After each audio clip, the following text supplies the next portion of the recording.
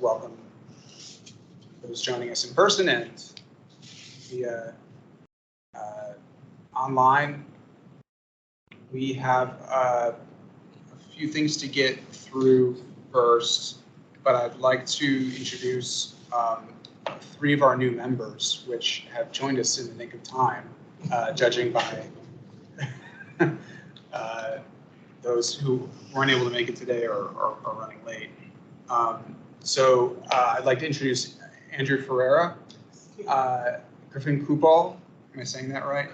Kopal, and John Reynolds, who will be joining us representing public interest and tenant interests. So we're very happy to have you here and excited to put you guys to work. So, I think all we need to do is we've got Kirit, we've got Emily, myself, John, Andrew, Griffin. So that's sufficient for quorum. I think there's a couple who are coming late, but we'll see. And so I think with that, we'll go to public comment. And I believe we have just one. Sharon? Sharon, yes. Hi, everyone. I was here in October, so I know it's short and sweet. But since then, as I mentioned in October, just retaliatory behaviors from the landlord. This is, can I pass these around? Yeah. This is the initial letter. I sent out regarding some of the issues with my mom, and maybe you can educate me more. This is the latest. I'm barred and from trespassing. This is how they sent it on my mother's door, and these are some of the photos. I've chosen to because I cannot go there, send it via certified mail, so they have to sign that they've received the rent checks and so on. And this is a condition of the tenant and her trash. So you can take a look at that. But I guess I just need some education as to the bar letter. I am representing my mother. I'm not just, a person that comes to visit. I help her. So I'm a little confused by, they're quoting section 18.2 that I'm a person that visits and so on. So I am seeking legal help, and they're swamped, so I'm not sure how soon I'll get that resolved. But maybe you can educate me more as to how to handle such things. I spoke to Bogota regarding the ledger, and they were kind enough to go over and get something from them. The pages aren't concurrent. This is like 3 of 3 and 1 of 3 and 2 of 3 and 1 of 1. So I'm not understanding. They're saying that the housing department owes over $3,000 in my mom's rent. So that's kind of like because they sent me something saying that all the checks were sent, and now they're saying that there is money owed. And I still don't have a complete ledger of what is owed for my mom. So there's a lot of things happening, and I just want some feedback, things. Yeah, thanks for coming back. Just Yeah. Stay there. Sure. Okay, so, wow, I know this attorney personally. I'm on the opposite side of that. That's wild. All right. So the issues that you came in October for were the grab bar. Yeah, that was that letter with all those things that I wanted them to address. And since then, it's been like, pulling teeth and retaliatory. Now I'm barred, and it's just there is no give and take with them. It's just they haven't addressed those items. They have addressed the grab bars, sure. Okay. Yes, they did that, and I have photos of that. The floor, yes, they have addressed that. Again, the tenant they haven't addressed, and the what they haven't addressed? The tenant, that tenant number 7 that leaves her trash, and this is ongoing since we've moved in there. What was the issue with the tenant with the trash? She does it in communal spaces. Yes. Oh, you didn't see the photos yet? I have not seen the photo. No, they but I haven't- don't they haven't recall come. there being an issue with a tenant with trash. Yeah, I don't- Yes. Down bad? Yes. Yeah, that, I mentioned all of that. So this is a tenant who lives on the same floor, or she's on another floor? She's on, I think the top floor. I think that's the third, 1, 2, 3. Okay, Yeah. and she comes down the stairs? Yes, you because can she's left hear this? her. Yes. I see. Yeah, you can hear her clanking her trash and everything is left in the hall. I know in October you mentioned you were seeking a court order. Was that granted? No, I did the tenant assertion. The attorney that showed up that day pretty much said, I have no say because I am a power of attorney. I need legal representation, and they dismissed the case. And then, he said some kind words. And then after that, we did go into the office on the 17th to re-sign my mother's lease. There was no issue there. Everyone was very kind and cordial. And then once we got back to her apartment, that was stuck on the door, that letter of the being barred. Okay, so let's just recap what the current issues are. You were barred from the rental office. Right. And So I cannot conduct business there. I cannot go in and pay her rent and get a receipt. so they require payment of rent in person No, by mail. by mail. So is there, Well, I'm confused. It says mail. I must only correspond with them by mail. So, I'm just, common sense is thinking, okay, since I can't go there, I'll certify whatever I'm giving them, which is a check. That's most important, that I'm paying her rent. Sure. And that way they can sign. I know they got it. I know they've cashed the check, but they won't send me a receipt. But that's neither here or there. I have, the canceled check in the bank, Okay. so that's fine. so you're not barred from your mother's apartment? I don't know. I really don't know. I am kind of. This is pretty specific. It says it's barring you from the rental office. So Right. I would feel comfortable telling you that you are still permitted to go to your mother's apartment unless they say specifically that you're Right, not. okay. All right, that's good to know. So, Because I'm a little bit, at a loss of what to do. I don't want to end up in jail because then there was nobody to take care of my mom or assist her. yeah. So I'm not doing anything that's going to step on anyone's toes at this point. Yeah. I don't know this code section off the top of my head. We can certainly look into it and follow up with you about it.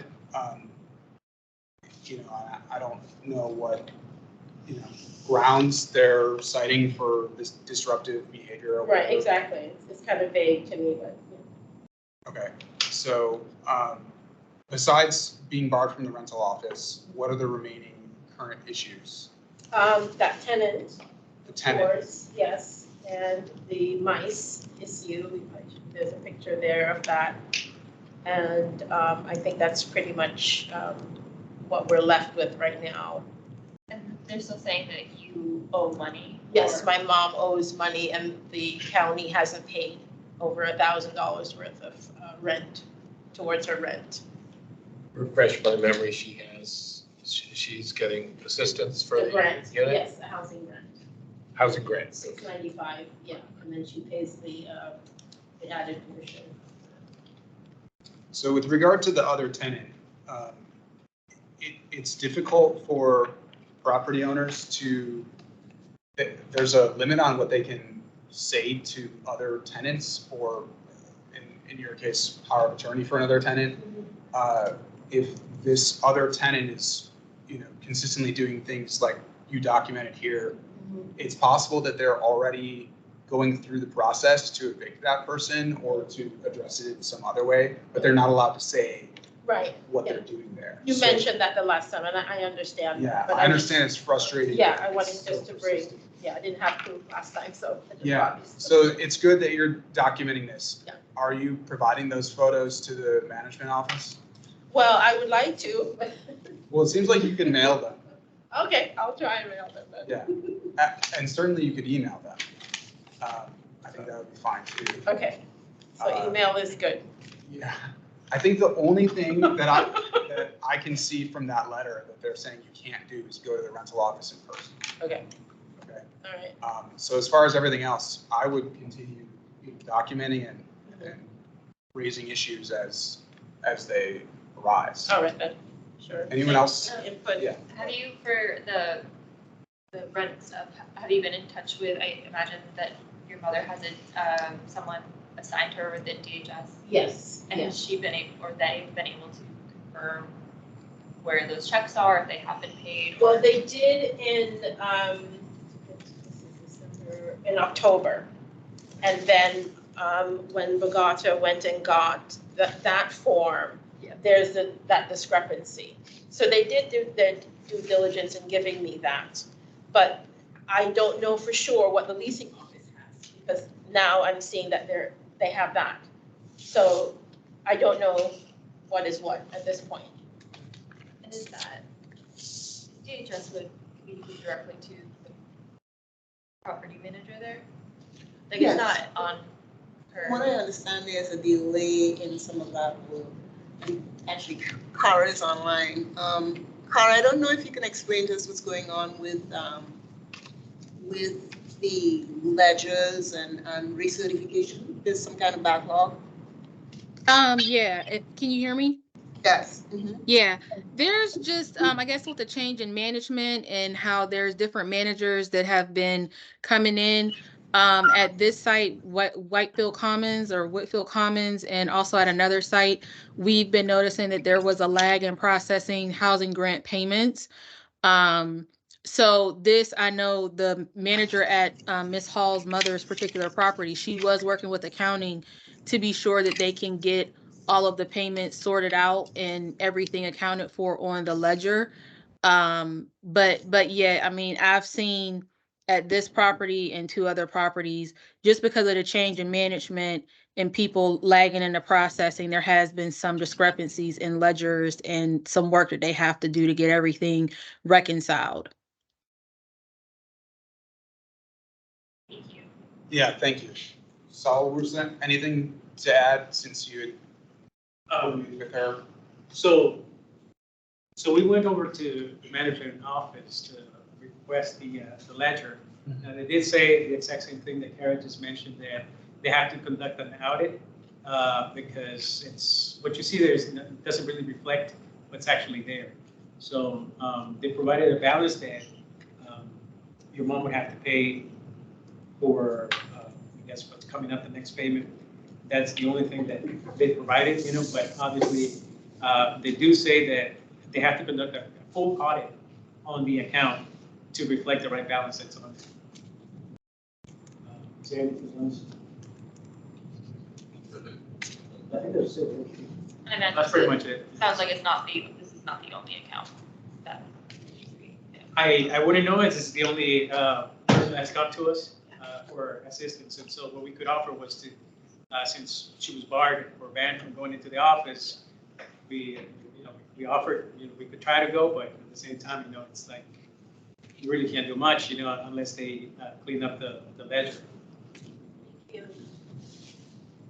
Can you just, if you haven't already, sent those documents to Rhoda, the letter especially of being barred, and then, oh, we have it already, okay. Yes. Good, great. Okay, so I don't think I've got anything else.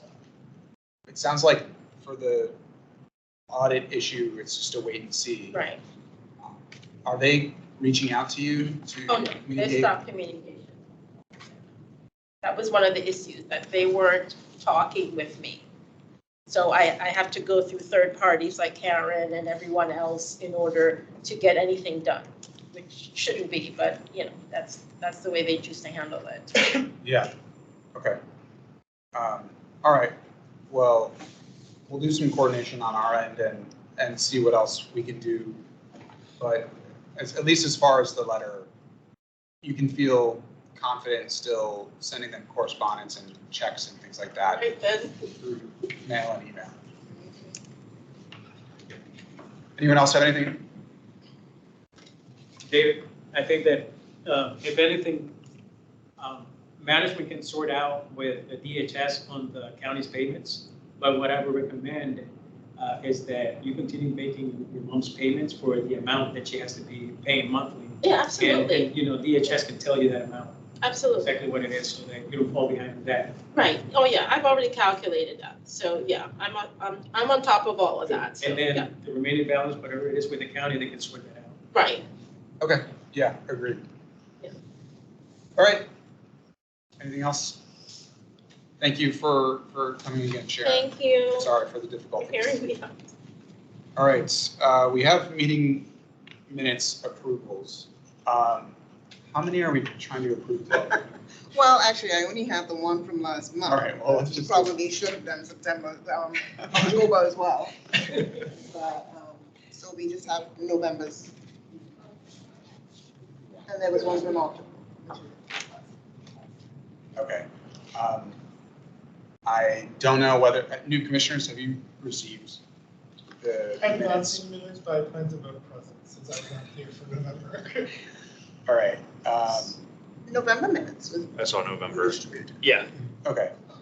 All right, so let's just approve November for now, and then let's get all the other minutes out so that we can approve in January.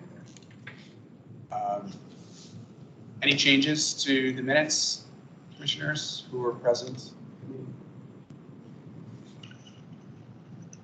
All right, hearing none, can I have a motion to approve? Second? Second. All right, any opposed? All right, the motion passes. Thank you, everyone. We are going to start with our first item, which is the Barcroft relocation plan. And who, on behalf of Jair Lynch, is presenting today? Hi, David Hildy here with Jair Lynch. Good to see you all again. Welcome back, David. Take it away. Thank you. All right. So last month we were here to give you the overview of the tenant relocation plan for our first phase, and also a little more general information about the Barcroft project and the affordability plan. So tonight, coming back just specifically to review the relocation plan for this section, and I'll defer to Hector on the process, but I think this would be action on the plan, which we would go and begin giving notices for the first buildings in the first phase. So let's give you a brief overview, and then have you take questions. Again, this is, I know maybe there's some new commissioners too. I heard at the beginning, this is the first phase of Barcroft Apartments. So again, 2 years ago, Jair Lynch partnered with the county and Amazon to acquire this 1,335 unit apartment complex, and with the commitment of preserving all that number of units for 99 years at up to 60% AMI. And so this is the first of those phases to go. It's here in the maroon at the corner of 4 Mile Run and South George Mason Drive. 5 buildings totaling 93 units. We are anticipated to start in Q2 2024. The renovation scope again is pretty significant. Electrical heavy up.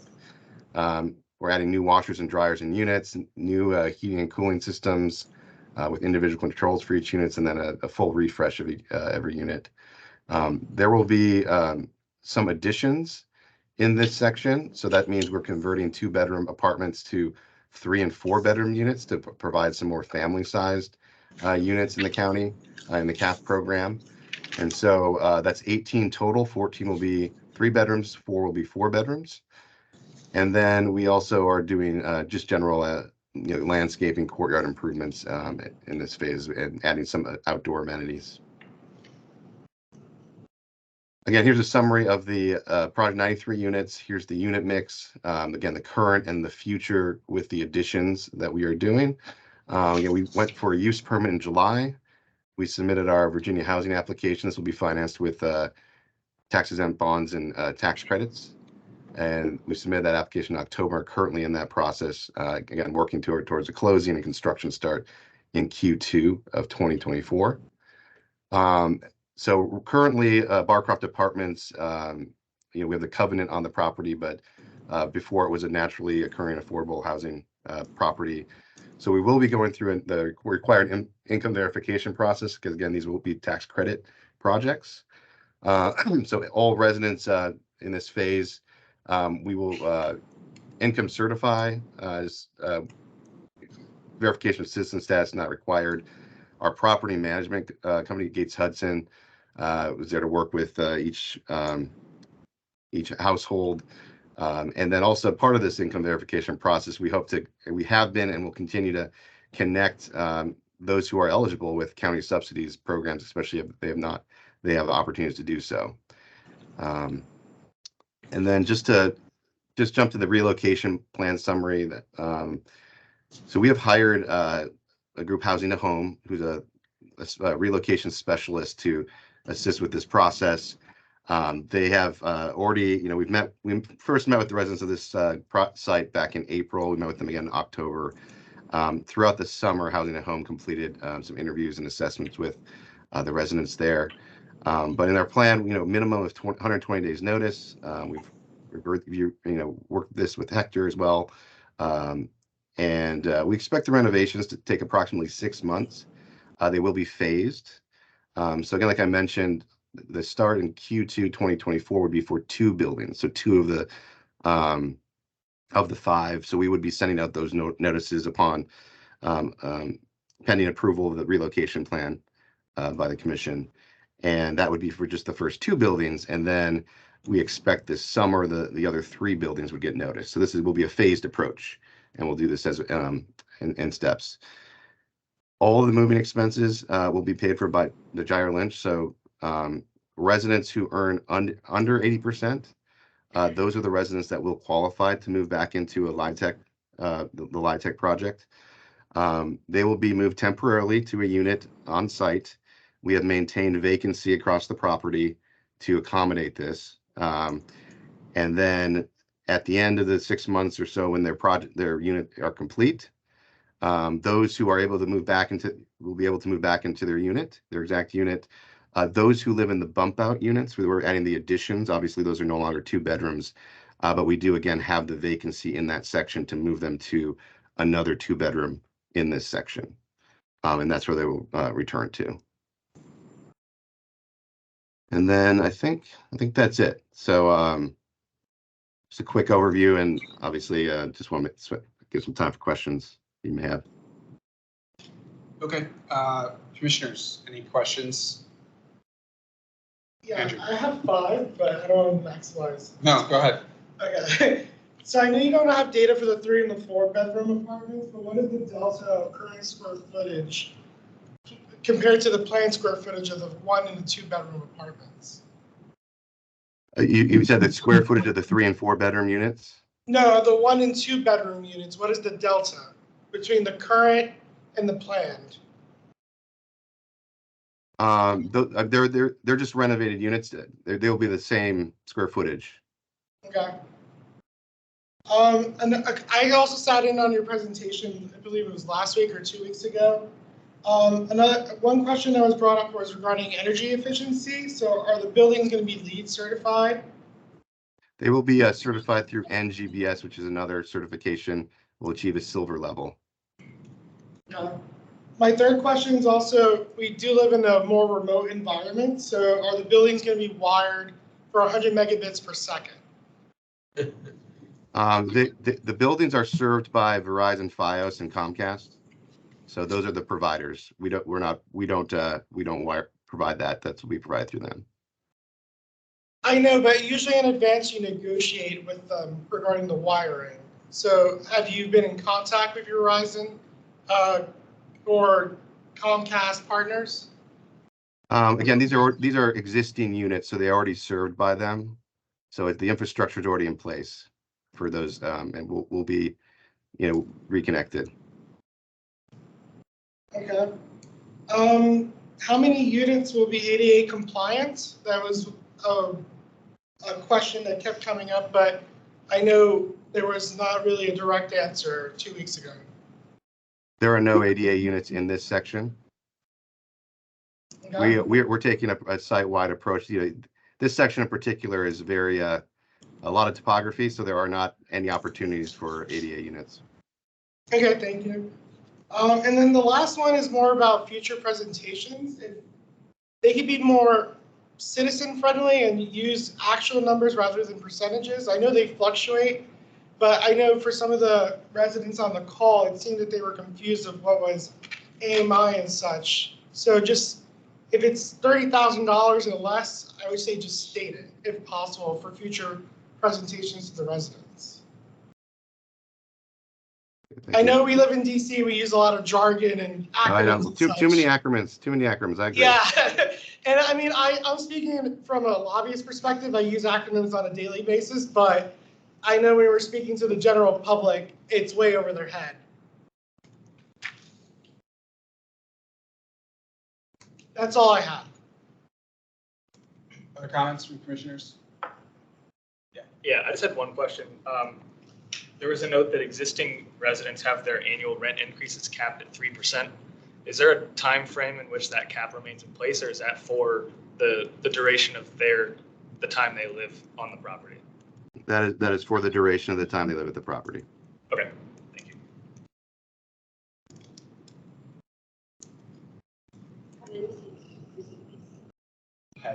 Has Jair Lynch received this? Yeah. I don't know.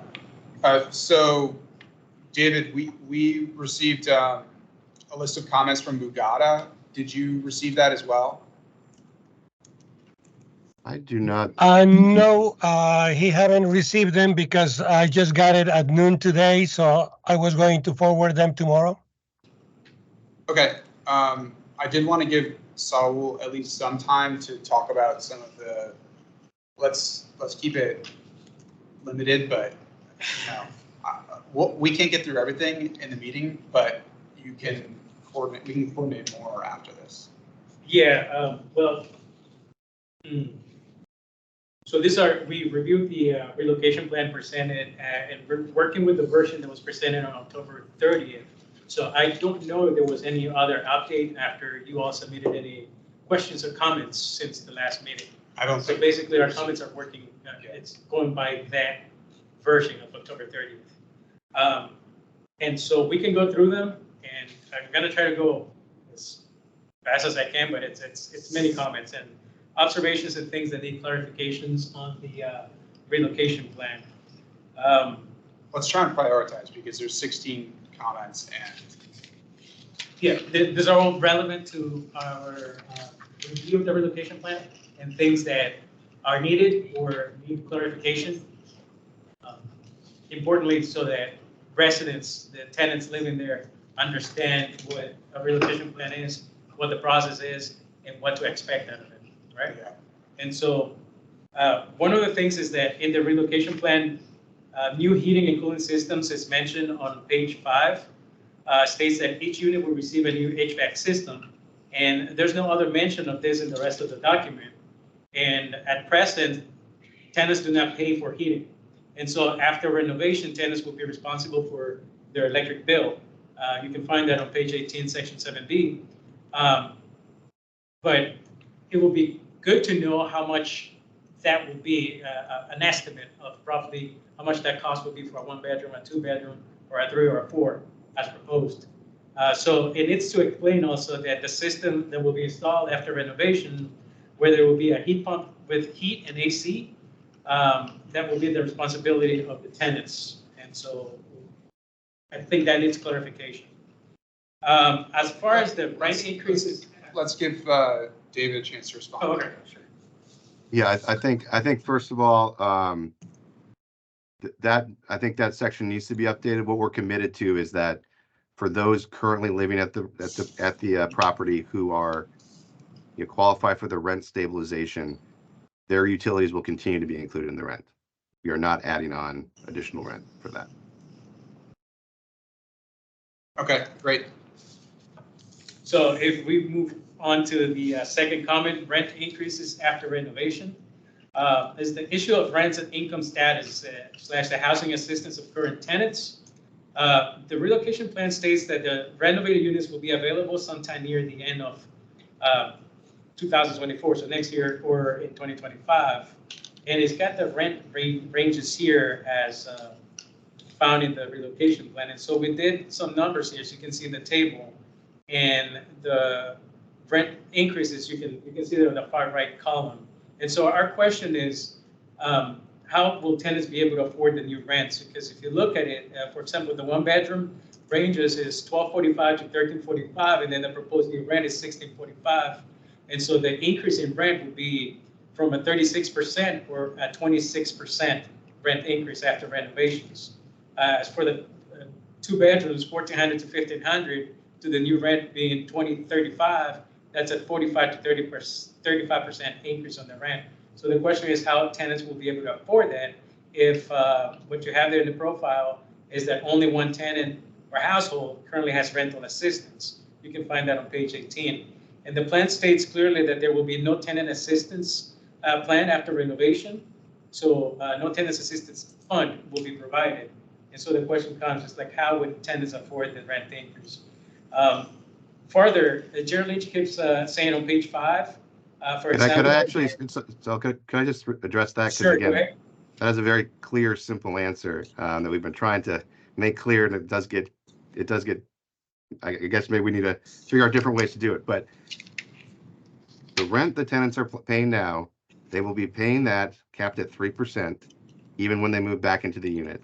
The range you see is up to 60% AMI. So if there's a vacant unit, we will be able to charge the 60% AMI.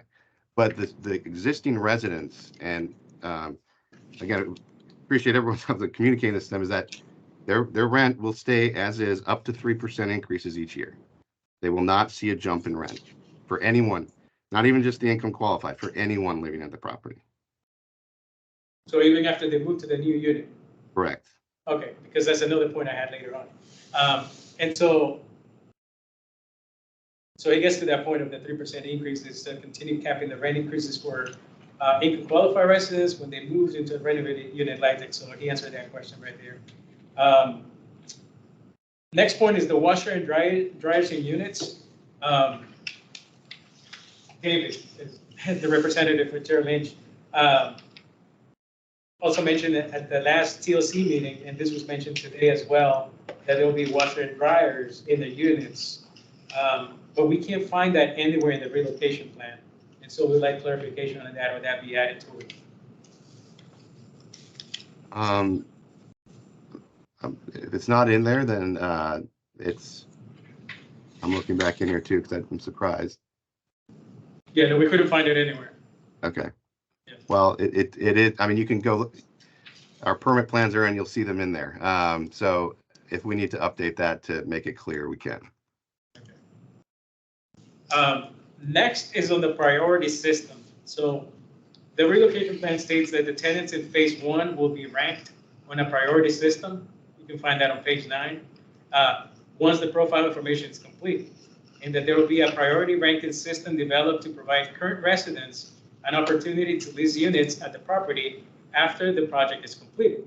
So first, the plan should use the phrase legacy or vested, if that applies here, or explain that there's a difference between a current and a legacy or vested tenant, because the term current resident can lead to confusion. I don't know if that's clear. What's the difference? Yeah. Well, it could say current residents, but you may have residents that moved into the property after the acquisition, which then therefore do not qualify for some of the protections. Well, they wouldn't be Yeah. current residents then, right? They're currently there. So Oh, yeah, see the confusion of using the term current. So it's best to use legacy to refer to the residents that qualify for this. So refer to them either as vested or legacy tenants. Yeah, Make that clear. so we can look into what words are used, but I just want to clarify the commitment here. We initially used legacy tenants as those tenants who lived there at the time of acquisition had protection. We have extended that to current residents. So there's no distinction. If you're at the property now, these protections extend to you. So that we want to eliminate any confusion that it's everyone who's living at RA1 right now, they are eligible for the protections. Okay, so that, including the relocation payments, will apply to anyone that has even moved into the property even as of this month?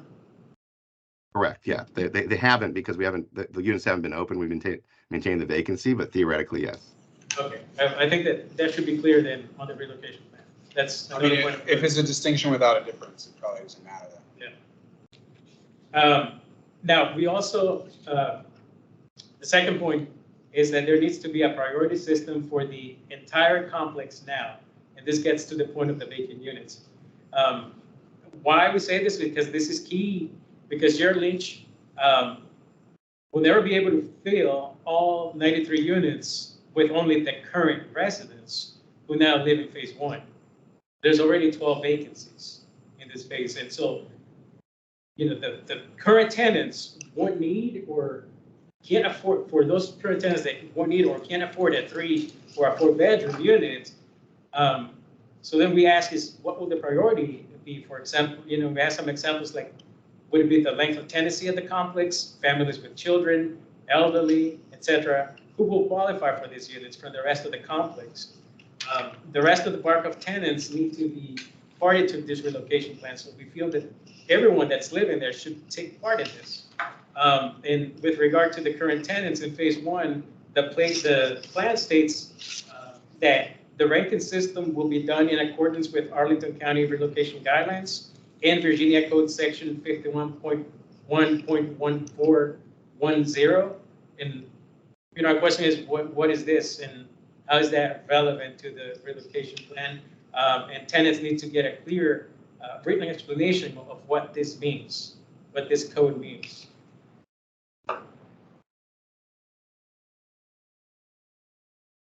And so I guess I can move on to the next point. Well, hold on, let's just pause for a second.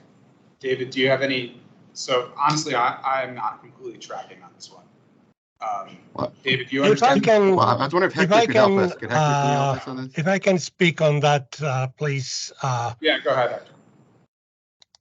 The relocation plan or relocation guidelines are only implemented for people that are being affected at the time of the plan. First, we recommended that there be one relocation plan for the whole complex. But since it's being determined that it's better to do it in small sections and staggered, they cannot make it for the other tenants that are in the place. So this only affects the tenants there. I understand that Saul may want other people to get the benefit of this, but once the tenants have come back to the units or have been finished with the relocation plan, the idea is that the vacant units that are remaining there will be used for the future plans, and people that are being relocated on other locations will be able to move into those and remain there. So the numbers or the priority they will put, they're using the guidelines that we have, that is based on the number of people, elderly, years that are there. So that creates a system that will allow them to put or give priorities to the people that is being moving to that. Of course, that will be on the next steps or on the other relocation plans that could be used to put that people there. But right now, I don't think that applying that to the whole complex, it's valid, because the relocation guidelines only require for the people that are affected. Yeah, That's my opinion. Thank you. I hear what Hector's saying, but I'm not sure if I'm being clear here, but I'm saying is that before these apartments are marketed to the public outside of Barcroft, the current residents living in other sections have the opportunity to move into these units. That's what I'm saying. That it shouldn't be left out, that they should have the priority. You're talking about residents that are in In Barcroft that aren't in the phase one. In this phase, right? But they shouldn't be left out. But I think that isn't David should probably address that. Those, if you have 12 vacant units in that building, and you can probably speak to this, but like I would take the people that are in phase two and say if there are 12 residents that fit the need, then they get priority. Maybe David has another plan. I mean, I hear what you're saying. That's what we're asking. Yeah, I hear what you're saying, but maybe David has a plan in mind, because it makes sense. saying, so. Yeah, I think I understand. So yeah, just to clarify, this gets into the financing plan a little bit, but as we underwrite each phase and go to Virginia Housing and raise our financing, we designate all the units a certain income level to project how much cash flow we get, how many bonds. So we are we're every existing resident we're assuming stays there with their current rent. That's what we're showing them. Any other units either get put at a different income level, whether it be in this case 60% AMI, or in future phases there'll be a mix of 30% AMI and others. So so I'm not explaining this well, but the short of it is that if we have units available that have been renovated and no relocated tenant, those are set aside at 60% AMI. So absolutely, a tenant could move into that if they wanted to at Barcroft, but then they would see that jump in rent because that has been set aside at that rent level. If they want to maintain their protections, they got to wait until their phase is developed, if that makes sense. So there is a financing nuance, as we learned, that it's not as simple as that of just moving someone into a vacant unit. I think I've got the lay of the land here. It sounds like, Hector, you agree that they're in compliance with the relocation plan. To the extent they are, they want to go above and beyond that, they can. But, I think, Saul, what you're asking is above and beyond, right? It's leaving all the other tenants that were there that are at the property. It's leaving them out. It's not though, because once they are up for Right, relocation, but then they go to 60% in my rents. no, because he's made clear that anybody who's being relocated will stay paying the same rent, even if they're moved to a different, like, let's say there's a vacant in the first phase that's renovated, they'll move over there, assuming it's a 1-for-1, like a 1-bedroom to a 1-bedroom, and they'll stay at their same rent, and they'll be permanently relocated into the phase 1 area. Okay, so that's what we were asking, that anyone in a different phase would have the opportunity. They're vacant units that they can move in. They will, once their building is being renovated in a different phase. But no one can just decide to go before their time is ready to one of the renovated buildings. Does that make sense? That makes sense, but we were saying it's like, okay, so you have 12 vacant units right now. What if anyone else in the other sections was interested in moving in there? They can't unless they're being actively relocated. Or unless they want to pay. Or if they want to pay 60% AMI rent. Yeah. So they have the option. Right. But they could also wait until their Yeah. building is being renovated and be kind of yeah, they're not protected by the. They're not losing anything because they're still in the same place until they're relocated. And if they are relocated to one of the renovated units, they're at the same rent and they're getting the benefit of the new unit.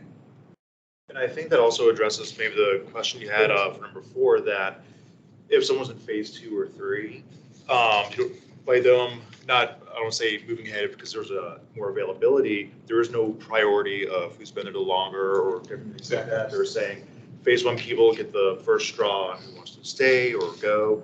Then the people in phase 2, when it's their turn to move, then they have that option to move and whatnot. So it kind of takes away that priority because they're saying instead of us trusting it and trying to make that system, everybody just waits their own turn in like different groups. So it's a slower pace. I totally get what you're saying, because you're saying if there's 5 openings, you can have 5 people move in quicker than later. But they're avoiding the priority side because then you have conflicts and you'll have people saying it's biased.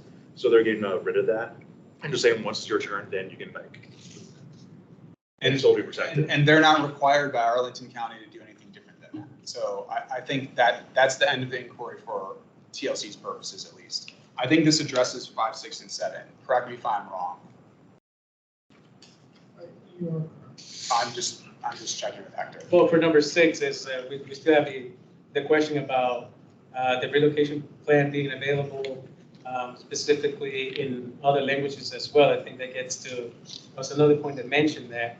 The question is if the tenants have actually seen the actual relocation plan. And for those who speak other languages, particularly Spanish speakers, there's a huge population there. And we ask that whenever there is a prevailing language, that it's also provided. And it's in the relocation guidelines. They call for that. So that's right. We're wondering if that's available. Yeah. Is that available, David?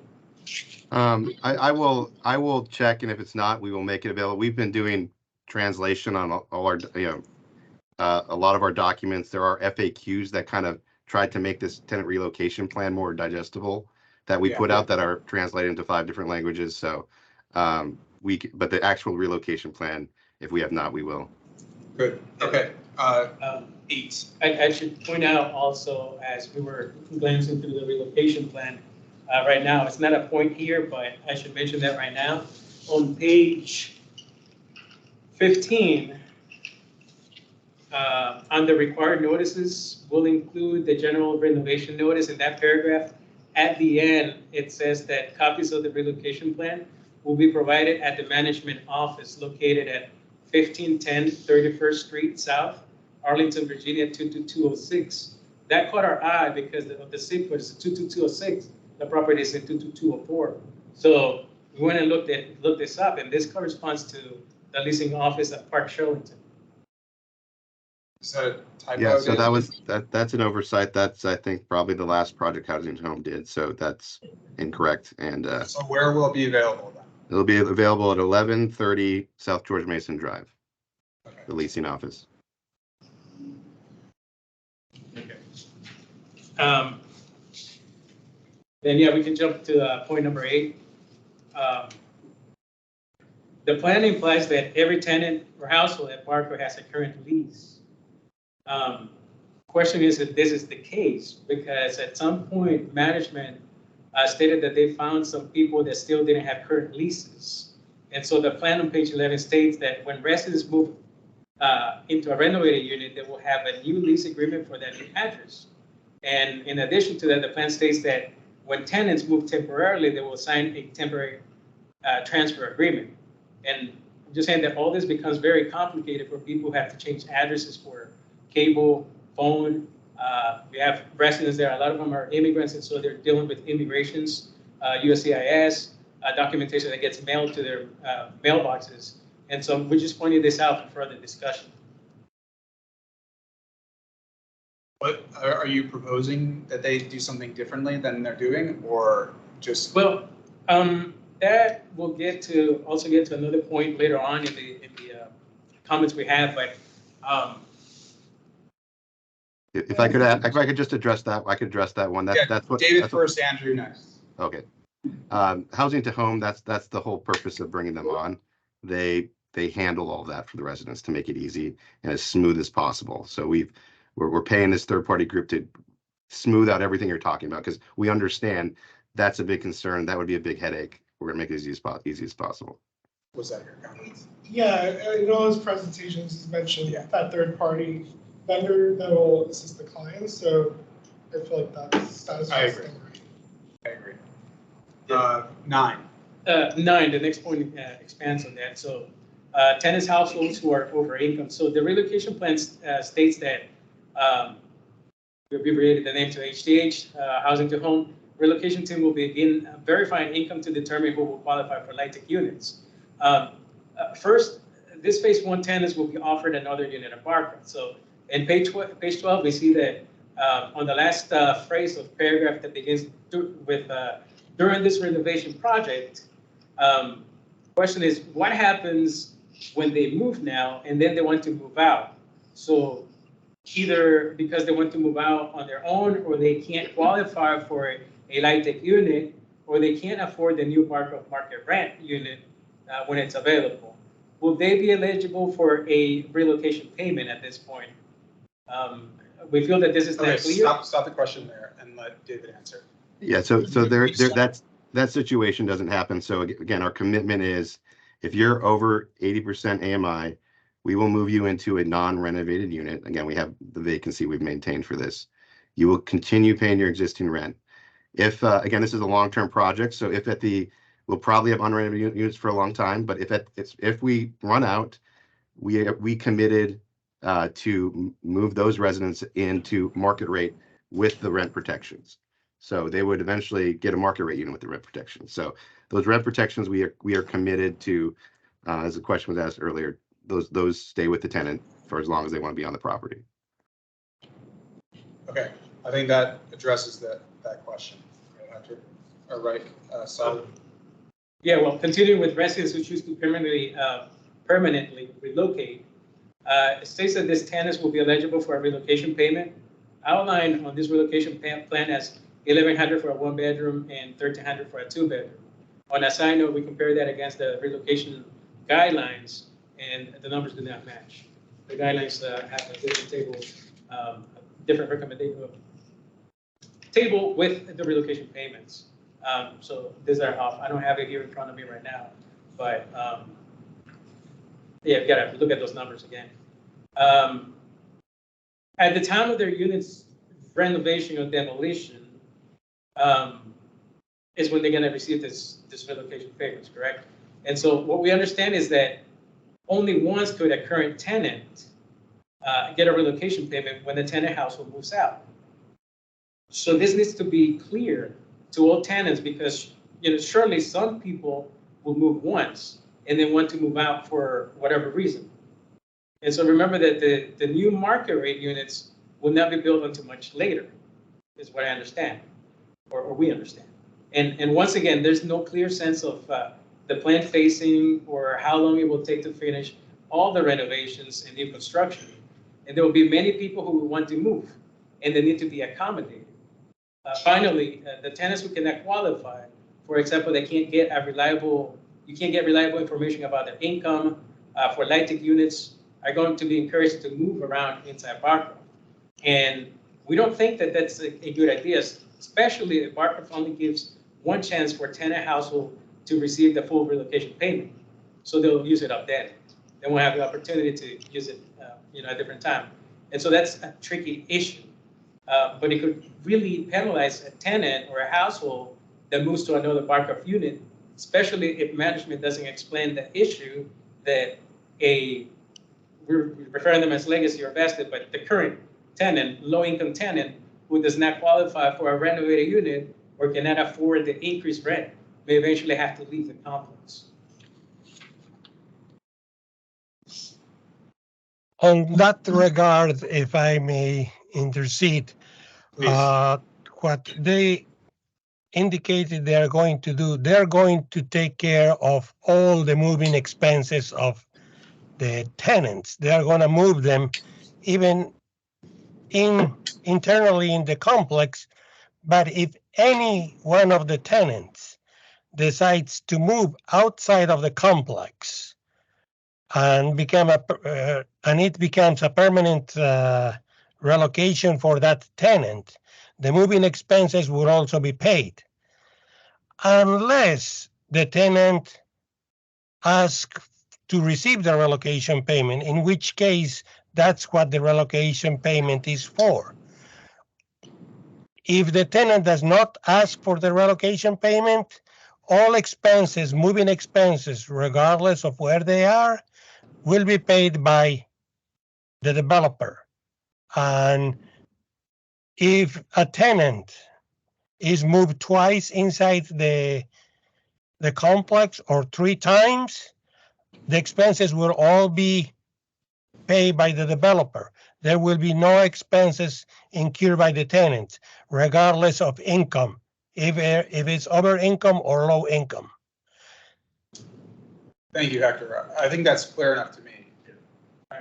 All right. If it could be just clarified, So our next comment is regarding communication with flexible schedules.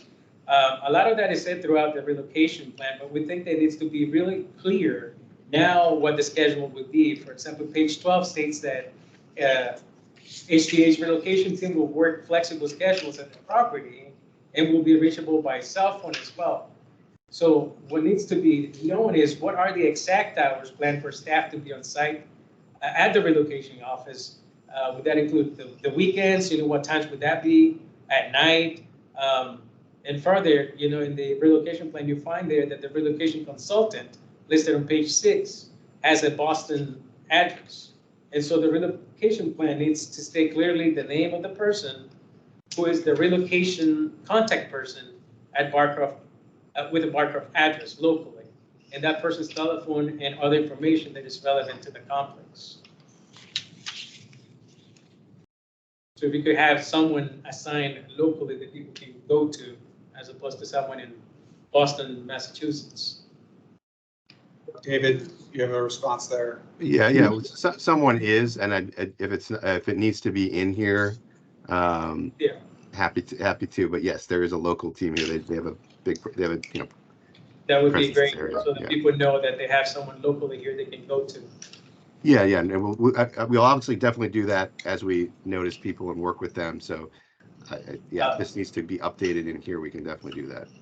We covered the next point about language interpretation and translations, about the relocation plan being available in Spanish. The pest control issue, it says on page 13 that 100% inspections for bed bugs will be conducted. But our question is also, what about rats and mice?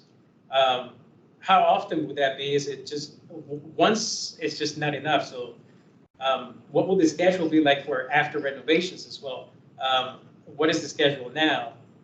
It shouldn't be any different for renovated units versus the existing unrenovated units. This is a very important issue to current tenants and for anyone looking to continue living. And as you know, you've heard from other residents that that's a major concern.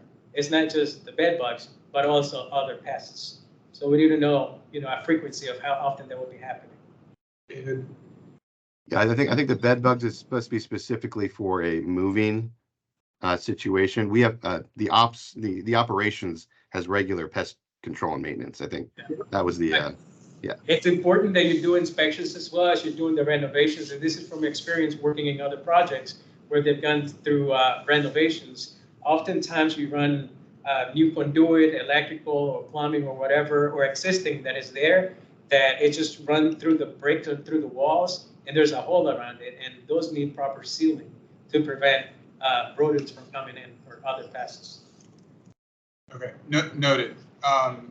Next. The next comment is on out-of-pocket expenses. Page 13 addresses the issue. The question is what documentation will be required for this, and it gets really tricky with phone, cable, electrical bills, and sending bills. I also mentioned immigration, people dealing with immigration. If you could address or communicate what documents you will require from residents so that the team assisting with this will be able to assist them, and have a lot of back and forth. David? Yeah, I'm not sure if I understood directly, but again, it's the housing to home team. Again, this is what they do. This is their business. So they are very attuned to the issues. A lot of experience in handling this. They're specialists in this. Okay. Resident meetings. The next comment is on resident meetings. So on page 16, the plan states that there will be an in-person resident meeting with a virtual Zoom in or call-in option at least 30 days before the renovations begin. Tenants should be participating at this moment, reviewing the details of this plan. Also, there should be a tenant meeting when the 120-day notices go out, not only at 30 days period just before the renovations begin. So if a tenant or a household receives the 120-day notice, there should definitely be a meeting at that point, not 90 days after the 120-day notices go out. Is that a requirement in the relocation There's guidelines? got to be a meeting where tenants are presented with a relocation plan. And you're saying The meeting for the relocation plan was already done with all the tenants. Besides, Barcroft has regular meetings with all their tenants where they are advised. The 120-day notices just lets them know when they're going to move. And they're in constant contact with the people that are doing the relocation for them. So doing a meeting specifically for every notice, I don't think it's necessary and it's not required. Well, what we're saying here is that there should be a meeting to let people know at the point of the 120-day notice, not wait 90 days after the 120-day. That's correct, but since there are monthly meetings in the project, that could be addressed that way. Yeah, and I'll also say for we're not even waiting until the 120 notice. We try to like, for example, with our first phase, we actually met. We met in April last year, almost a year ahead of time. We met again in October with the same group. great turnout. And now, we're looking to give the 120 notice now. Right. So we will not, we don't want to wait until 120 days. We're going to do it 6 months ahead of time, or as much time as we can do. Right, but what we're saying is here, it says on page 16 that the meeting will take place after the 120-day notice are issued, but 30 days before they actually have to move out. And what we're saying is that have the meeting at the 120-day notice point, so people know what's going on. I'm satisfied that they're compliant. It sounds like from what you said that can be clarified or doesn't need to be in there if you're having regular meetings anyway. Yeah, I agree. 15? I mean, if they're gonna have meetings anyways, right? So have it schedule a meeting 120 days before they have to move out. That's what we're saying. But It sounds like they're getting notice above and beyond what's required in the relocation plan to me. just looking out so people are well informed. Listen, we're going through, an hour of this, so I'm happy that you're doing this, but I've got to run the meeting also. So, and we didn't get this, in advance, so I'm trying to keep the trains running. This has got to be done even before the first meeting that Tenant Landlord holds on the relocation plan. Okay, so Yeah, but I do have a question. Why didn't you provide these comments last month? At the very I don't first. think anyone really got to it. I didn't hear comments from anyone. I'm sorry. There's no set time. No, there is. We will give them a deadline of November 21st to provide you. For the commissioners. Uh, For the commissioners. Comments on the plan will to be provided November 21st. My point is that it's difficult to have all of these, to get through all of these in the meeting that's supposed to be the vote formality, and wrap up, right? When We're making sure that this is all informed so that we have a relocation plan that actually complies with all of this. I'm on board. I'm just saying that, it's difficult. We got 2 more points to get through. I know, that's what I was pushing for, yeah. All right. So point 15, for the undocumented tenants. At the Tenant Landlord Commission meeting, Geraldine staff said that documentation was not an issue, but this never is mentioned in the plan. And so we think that that's important, that people should know that. It should be pointed out clearly that legal status documentation is not a criteria for qualifying for the renovated LIHTC unit. Why we're saying this is because a lot of people are confused. When a property is converted to a LIHTC, they're like, okay, I need to have a social security. And so if I don't have it, then they're gonna self-evict. So a mention of that is important. And then the last point is who is the tenant household signed on the Barcroft lease? So the question is, what if the principal person, and this is one that not everybody had a lease up in acquisition. And so the question is that what if the principal person named on the list is not around or can't be found? Who will get the relocation payment if that household moves out? And also, what if a unit has overcrowding? Will there be any help for individuals who have been living at Barcroft and not on the lease and will not be able to stay once the renovation is complete? Will those tenants be accommodated at Barcroft once their unit receives the 120-day notice? How is HDH planning to deal with the overcrowding? The question is because that is taking place. And so we need to know how they're gonna deal with that. And that concludes the comments. David? Yeah, I think what I can say on that is, again, we have a really great partnership with the county, with Amazon, with us. As we encounter issues, I think we've shown that we are willing to work with people. We will find ways. We will work with county resources. So I can't lay out every single scenario that could happen, but I just we want everyone to know we're committed. We're committed to our residents of Barcroft, and we're going to find ways to work with everyone there with the county's help.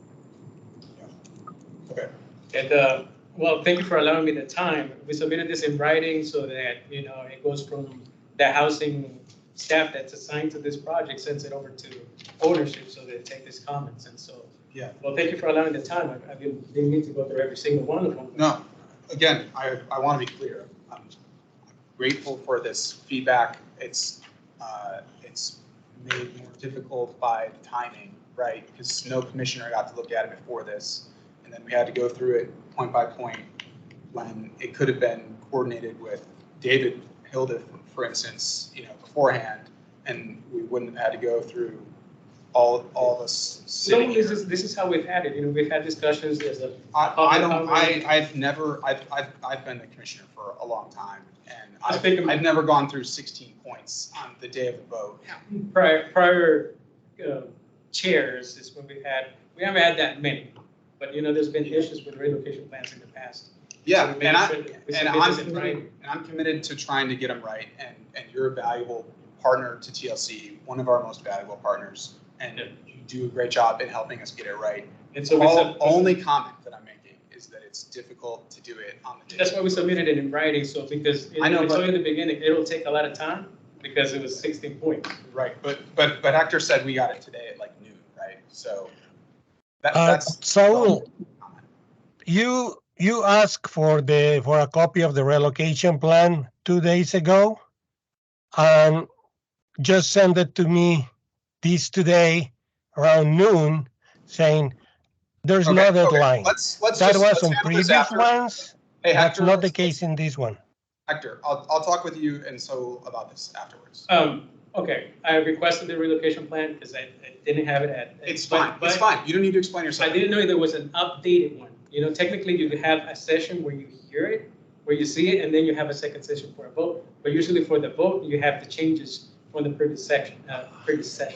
But anyways, let's not extend this any longer. I mean, I understand. in the best interest, looking out for the residents, we submitted this in writing.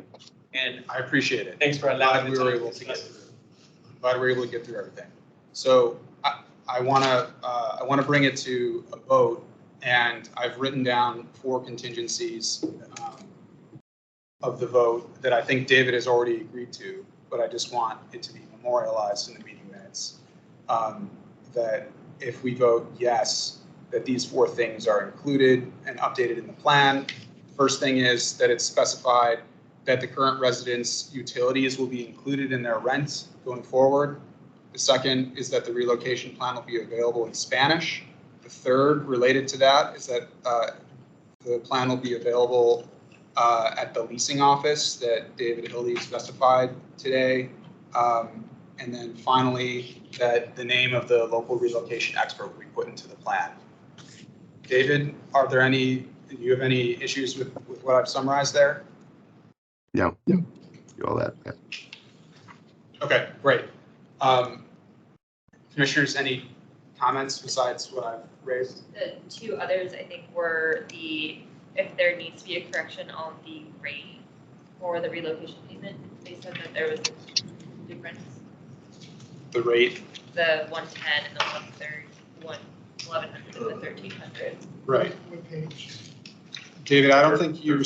I would defer to Hector on that. I don't know if we put any in because we're covering all those. I don't know, Hector, do you remember what we talked about that? I remember.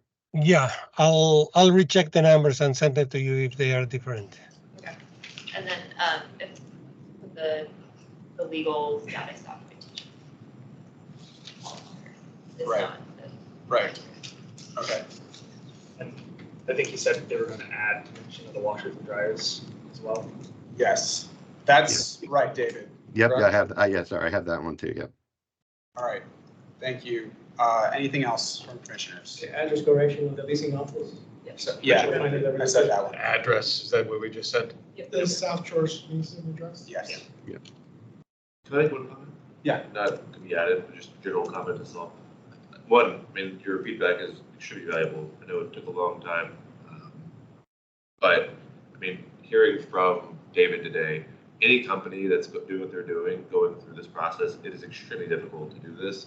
But any company that hires a third party to help facilitate this with residents really does show good faith with them. And I would take advantage of that. If you're a resident or if you're talking to residents, tell them that. Not all companies invest in a company to facilitate this with residents. That shows a ton of good faith on their behalf. I've been doing this for a really long time. I've never even heard of anyone doing that. So I would take advantage of it. Talk to the company that's doing it. I forgot the name of it. Houses to Homes. I think was the name of the company, right? Like I would take advantage of that if I were you and engage with them directly, because that is a tool that is so valuable for you. So, I don't want to extend the conversation. We do, I think we have a good relationship with Chair Lynch. We communicate with them as we find issues. Only thing this is submitted to the Tenant Land Commissions because you have to approve the relocation plan. So, 100%, yeah, just give my 2 cents. thank you. Just want to ask like an obvious question. Was a representative from the relocation company present at all these other meetings with the residents?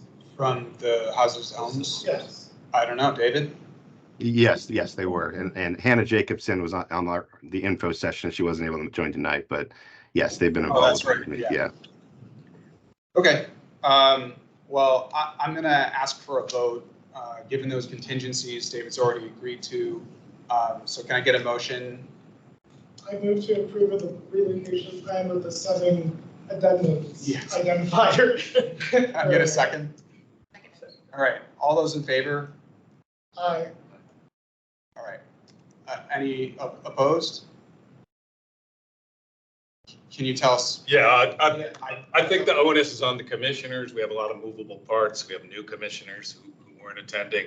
And it's our responsibility to go through this. And this process is just, I just am not comfortable that there are these clarifications when we're taking a decision.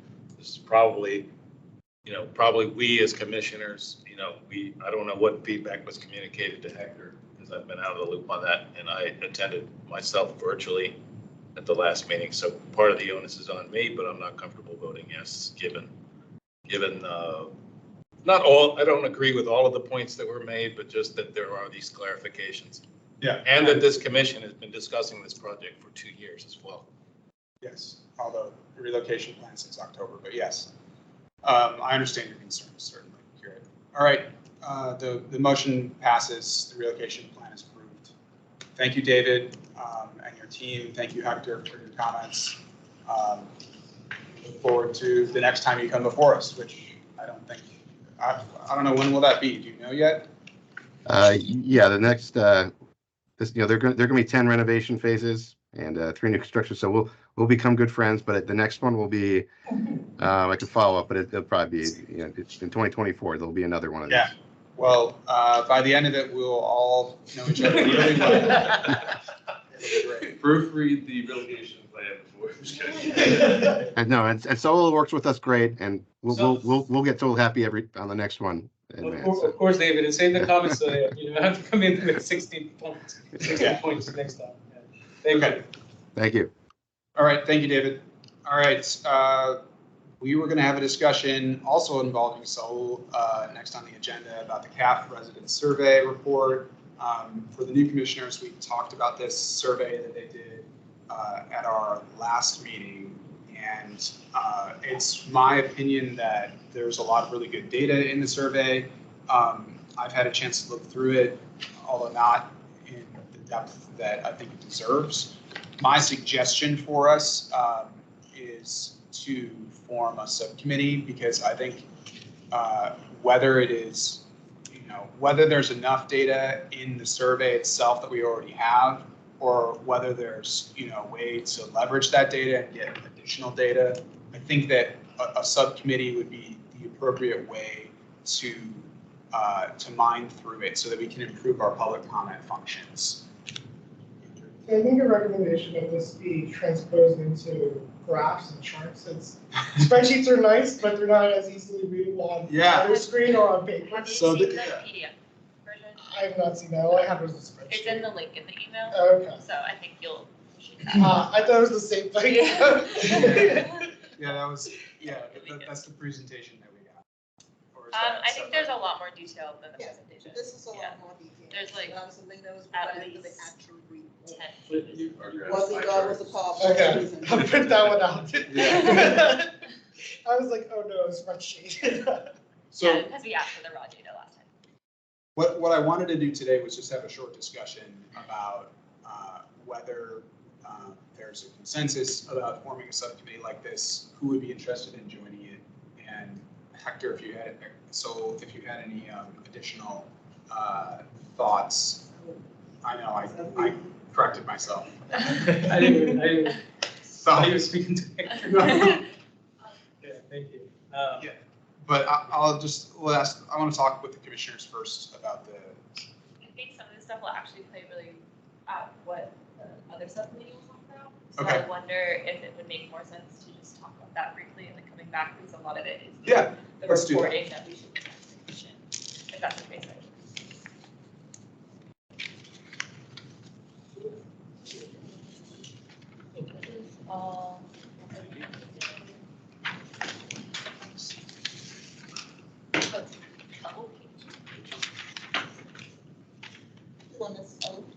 Was this? I'll be at the ADR. Thank you. okay, great. So for our new commissioners, one of the subcommittees that we had this year was to investigate alternate dispute resolutions, resolution subcommittee for it. This was in, like, similarly to this report that we were just talking about, came from the CAF strategies. So what our subcommittee did, we learned about the history of ADR in Arlington County. So Arlington County did have a mediation program from 2009 to 2011. When that person retired, they determined that it was a service that the county should not be providing due to conflict of interest. We met with Bugada, Constituent Services, Housing Division, discussed how they have their inquiry process, because there's a few different ways that both residents and landlords can get information. We reached out to Fairfax and learned about how they do it, which is not used. And the same with Alexandria. We had a talk with Alexandria's equivalent, and they have all of they have investigators on staff that resolve 99% of tenant reported issues. So at this time, the subcommittee is not recommending that the county invest in a formal ADR option and instead take the time and resources to strengthen the existing processes as well as the data associated with it, so that we can see where the actual gaps are. And really, we don't want to introduce another place for someone to call when we already have it in place. So I met with Rolda and Hector and Jennifer on last week to go through what efforts are already happening and what the TLC can do, and that's why I think that subcommittee that this probably flows right into. So one, we recommend having a more robust public comment process. I have a draft of what that can look like at the end, and again, maybe that's something the next subcommittee looks like. Two, to explore reporting capabilities that again would consolidate all the different existing data sources, so from Constituent Services, from Bugada, from housing. It seems like there's a few different places within housing that they collect data from people, from tenants and landlords that are calling for issues. So both better reporting for us, for TLC and staff to be able to take proactive action, as well as identify the gaps where ADR could be filled.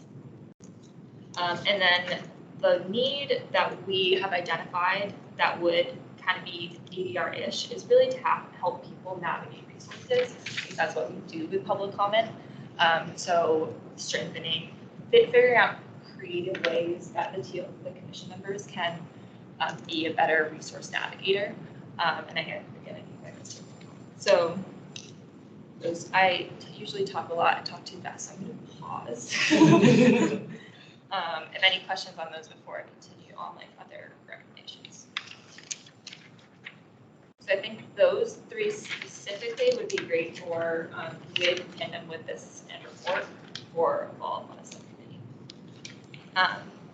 The next is recommendations for housing staff specifically. Providing education to this commission, especially with new commission members, on the process that housing staff conducts when they do receive an inquiry, what resources they have to address the issue, and then how those resources differ from CAF versus non-CAF properties. So what really can housing staff do? A lot of that will go with the tenant rights association, assertions, and those things. Rolda sent out a report, but one of the that Hector provided in this meeting notice, but one of the things that we recommended is to start providing a summary of the calls handled at each TLC meeting, so that'll be a report ahead of time, so we can start seeing what issues are being called about, and the one that Hector provided was properties as well. And then Two, if we can start tracking the resolution of those loan inquiries that happened. So was housing staff able to provide the information that they needed or provide the reference that they needed? And then ideally, following up on things that where things are not resolved, following up later. So those are recommendations to housing staff. And the last part that I thought was a good thing for commissioners to know from our conversation last week with Roland and Hector is that there are initiatives happening for Arlington County, both for a new phone system. Do you think that's the right way to say that? Like an intake system? Yeah, it's a much more coordinated system, not just with us, but with other sections of the county as well. Exactly. So as that and other cross-division, I'll say, working initiatives with DHS to keep us informed on how that will pertain to other things that we're working on. Also, the example of flyers, needing to be one of those things. So I think that is all of those recommendations. And I don't think any of them are too big. The idea here is just build the foundation that staff has set and how we can be more proactive as a commission. Yeah, well, thank you. Yeah, great work.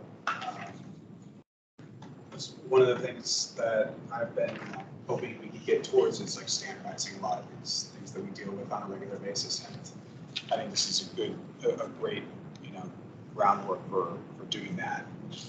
In your conversation with staff, and Roland can chime in as well, were there any suggestions or pushback, things that might be difficult to implement from your perspective that are here?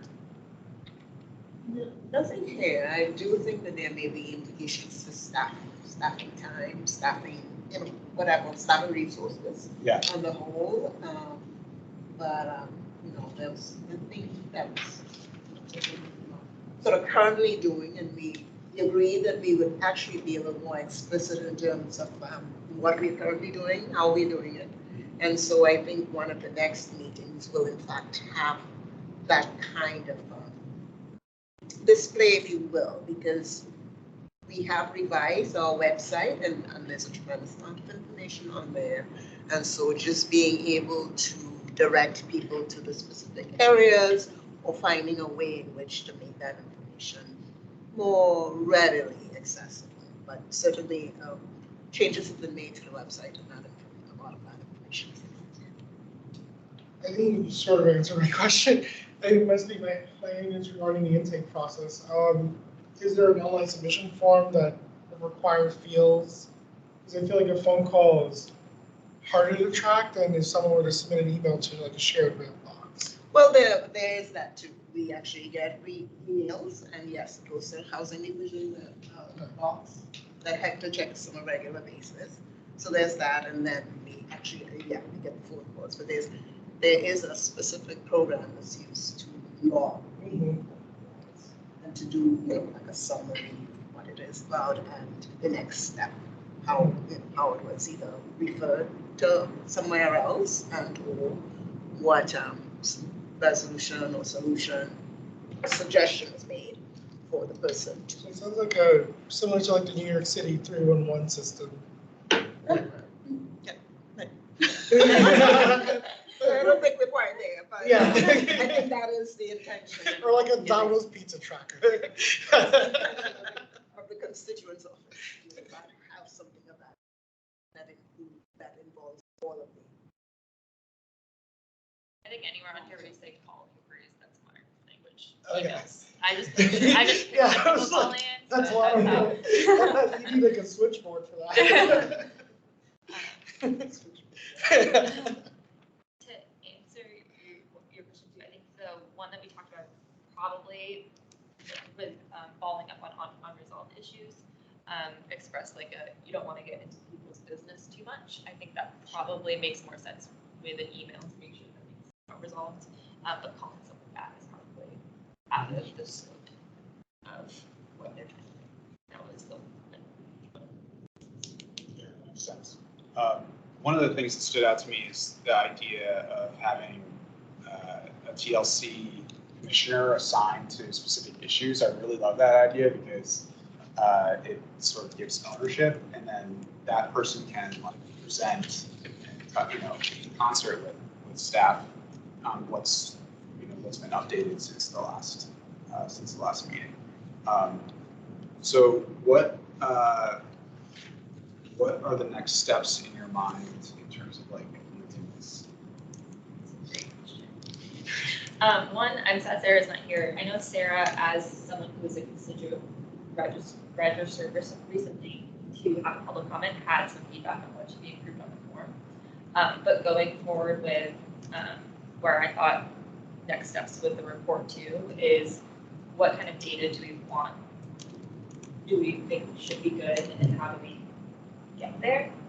Was my next thought, and then we already, Nicholas had started many next steps on how to the education recommendation. Do we already have, Rhoda, an internal, like, even if it's just an Excel spreadsheet or Word document tracking like various stats on public commenters, like who they are, whether the issue is resolved, what property they're from, that sort of thing? So what I do, at the end of the year, that's the year-end report. So I do have a chart in there that summarizes the complaint person, property, and nature of the complaint, and then what suggestions will be to follow up action. So there's a running document somewhere, or you have to put it together? Well, that's something that I try to keep track of as we get public comments. That is separate. Right? So at the end of the year, this is submitted. Yeah, because I do think if we're encouraging more and getting more public comments, that could be more important going forward. I mean, one of the big takeaways with the Serrano, I think in particular, is that we had lots of warning signs about it, but we didn't necessarily take action as soon as we could have, or enough action or whatever. So tracking, I think, yeah. On that note, is there a report of some kind that says that this property over the past 5 years has like 5 complaints consistently? No, that's what I'm talking about, Yeah. basically. I mean, and TLC is only a small slice, but one of the things we've talked about, and one of the things that's exciting to me about, the potential for this new subcommittee is taking some of the survey data, talking with and coordinating with code enforcement and TLC public comments. We can sort of string together things from multiple sources and have a better grasp about where things are going wrong and why they're going wrong, and be more proactive. Like I think we do a good job when we get public comment, but it's always very reactive, and people are always having to come to us. That's not the best. That's not optimal, I think. So just for clarification, some of the data, don't you have the form, but you have the report at all, anywhere readily available. But I think Hector can look at that and actually have there's some properties identified in there, if you got that version. But there's a really report now. Yes. So there's some of that already going on. But to the extent it is, sufficiently detailed enough, I don't know how much information you would get from that to vetting. Maybe over time, you could probably see a trend. Yeah, but that's what you're looking for. So yes, that's probably already. Yeah, I mean, we get a decent amount of public comments already yearly, but as long as I've been here, we've never really thought about it systematically, and that starts with tracking. So I think that's the first thing. I always say it's very difficult to have these sort of longer form discussions and actually think carefully about things in these, Yeah, yeah. So I think that, the reconstituting ADR subcommittee as, with this focus on tracking and public comment and coordinating resources that we already have access to, like the survey and code enforcement, I think that should be, one of the big things for 2024. And, I want to hear some commissioner thoughts on that. But I think that would probably be one of my biggest priorities over the next year as we end 2023 and move into a new year. Anybody have thoughts on that? One thing I should say, one of the points on here, the recommendations on here about the coordination between housing and code enforcement, that is a bit of a sticky. So that is something that we still need to sort of work through in some way. So we don't have a plan for dealing with that. Yeah. That one was the one that it sounded like there were things that were happening, so the recommendation was more just to keep us up to date. But I think one of the things we also talked about, if there was ever a case where we should be sending a letter to county board or something to raise the issue, but it sounded like from our conversation, it's probably not what we want to do at this time. Not at that one, and that's certainly not there. I mean, the way to do that, we think, is to be diplomatic with them as much as possible. But I think with the change in leadership at the code enforcement, I think we would develop a much better relationship with them, certainly. And just work with them on a case-by-case basis. It's also because residents are required to make their complaints or identify violations specifically with code enforcement.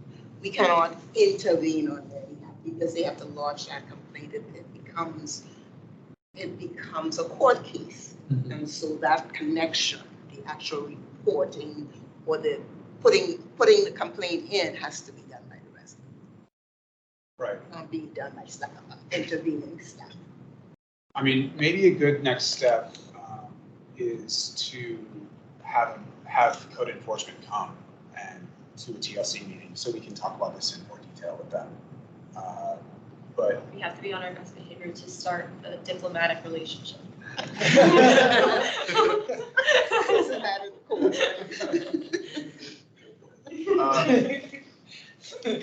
Yeah. Never forget you guys come and drill them.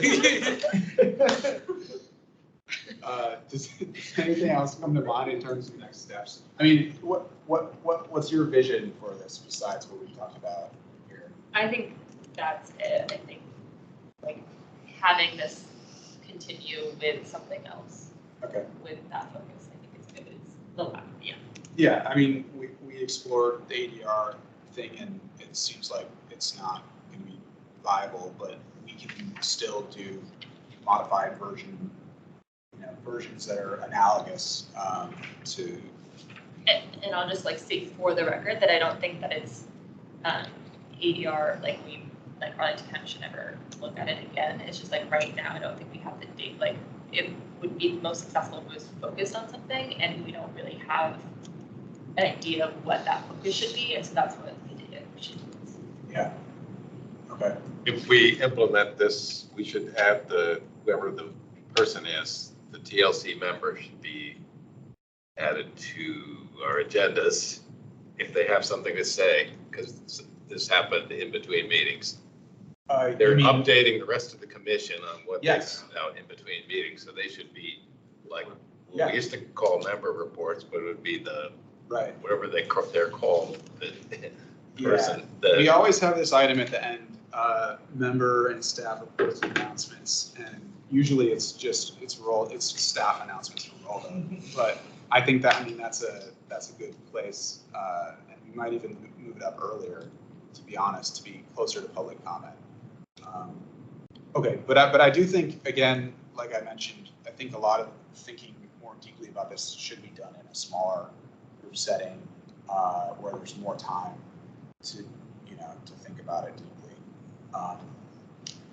So I would propose that we reconstitute the ADR subcommittee and we discuss briefly who would like to be a member of that, to push that project forward. And this is the part where everyone raises their hand. I'm already on. You're already on it, so you want to stay, you'll stay on it. Yeah, I was assuming that the membership would be a blank slate, but if you want to stay on it, you're welcome. You get priority. Oh, woohoo. We're so excited to hear that. You heard the woohoo? Anybody else? New members, I know it's been overwhelming. There's a lot of stuff going on. We have, we had ADR and then we had outreach for our two subcommittees previously. Outreach is close to being finished as well, and ADR, I think this is their final report. So, this is going to be like the new opportunity for working outside of this just, 2 hours, right, once a month. And those sort of subcommittees, they meet usually once a month, depending on what's going on. They're also public meetings, typically we need, I think, at least 3 commissioners on one. It might be better to have more on this one just because it's, I think it can be pretty important. We can go on it right now. Sure, Kristen. Yeah, Kristen got it. Right. I'll be happy to continue. I think I would like to have my title somewhere else. Someone else will need it. You want, yeah, okay. Roll that as limited that I'm not the best logistics person. Okay, I'm interested. great.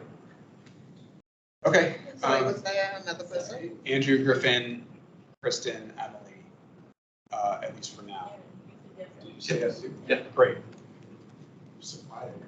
Oh, yeah.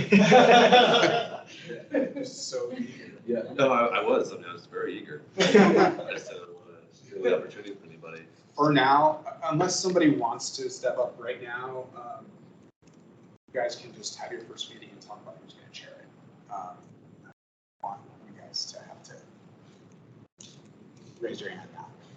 I mean, I think that Kristen as the incumbent, maybe. My bandwidth. I trust you. Right there. No, the only thing I want is if we do have a bigger commission, we still have to meet for, or subcommittee, we still have to meet for. Yes. But we can have visiting guests Mhm. that don't count towards quorum. Yes, no. Okay, so I can be a visiting guest. Sometimes it's hard to get people to come. We can talk about it. That's fine. Okay. Are they also held in the evening or during the day? It's up to, Um, it's at the discretion of the members. So, usually. We've had very few day meetings on that. I recall. I think when the outreach, we used to meet over in that room, but not on a different night from the commission. So is the outreach subcommittee also reconstituted? I think it's still technically. Ryan's not here, so I'm not. Yeah, gonna- Ryan's been chairing it and he's been underwater. So I think that we'll talk more about outreach at the next meeting. So let's reach out to Ryan after this one, because there's still some things we want to achieve with what they've done already this year. And I have one more question. So where does that leave the CAF report? Yeah. So, I mean, we we've already run out of time. Can we motion to table it? Yeah. I think that figuring out exactly how the survey will be used and whether we want to ask, and I was talking with Sol before the meeting about whether they would even agree to do another survey, even if they have the funding. But. Can I add something real quick there? Yeah. With the frequency that on an annual basis, actually we ran into an issue when we were doing the survey, that developers do their own service as well. So a lot of times we knocked on doors and people are like, I already took the survey, or I already participated in the survey. So if you increase that frequency, we feel that you're gonna run into that as well. Yeah. I don't know the answer. I'm just thinking out loud about, collecting good data. And so in terms of, I think it would be it would be great if you were able to come to, one or two of the subcommittee meetings to talk about the data, since you're, the expert on it, or who got it is the expert on it. But I think that there's going to be a good connect. There's going to be a way for these things to be connected that is going to be better than the sum of, each individual piece. Yeah. And I'm happy to attend, I guess, one of the first meetings, because one of the things we were interested in was in the individual properties. But as we were discussing earlier, there were several properties where we identified serious issues. We communicated with the owners immediately so that they could step in and resolve, and they did. So we saw those results. So there are certain properties that the issues have been addressed, or there's been turnover. So where was a problem staff with the property, that the manager has already either been replaced, or naturally there was turnover. So. Yeah, and I'd like for the TLC to be doing some of that. I think that would be good. Okay. Is there anybody else have thoughts on this discussion here? I think The cap or? it's all wound up together. There are thoughts about either. I think it would make sense to have the subcommittee do it. I agree. So, For that. yeah, so I motion to move item number 4 on the agenda to refer to the ADR subcommittee. Item number 2. Item number 2 is to be referred to as. Oh, he's got a different agenda. Oh, I see. Here, that's fine. So item number 2, refer to the ADR subcommittee. So the topics are the same. Yes, it's the same, the CAF survey. I'd also like to vote to have the subcommittee reconstituted as we discussed. Can I get a motion for that? You're not understanding. Subcommittee. ADR subcommittee is basically going to be rebranded as, what should we call I it? think we need a new name, yeah. Public comments tracking. I don't know. Data collectors. We can call it whatever we want. The resolution assessment subcommittee. RAS. Yeah. Yeah. Resolution assessment committee. I like that. Yeah.